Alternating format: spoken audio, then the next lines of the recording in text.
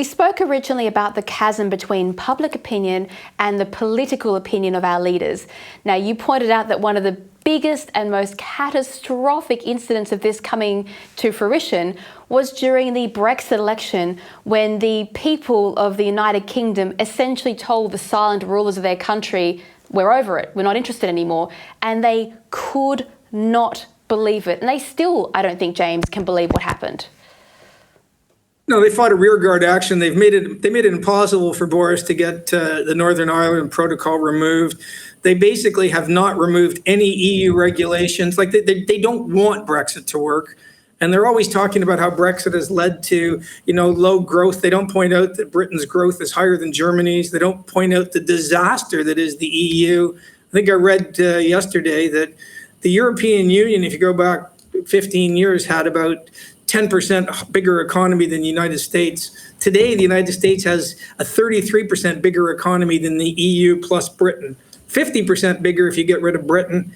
And that's largely because of the 4 years of Trump, which was the most phenomenal economic expansion for the US.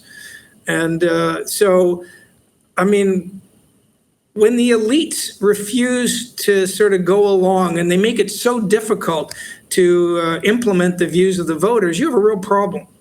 And we see that around the sort of Anglosphere. We don't see it so much in the non-Anglosphere democratic world, but we really see it in the Anglosphere world.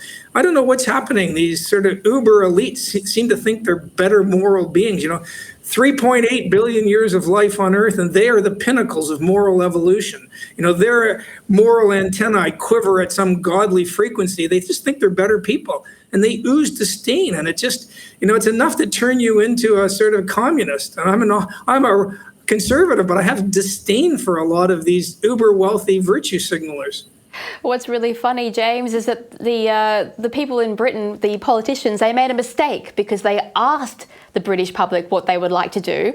And Albanese's made the same mistake. He's asked Australians if they would like to continue down this path.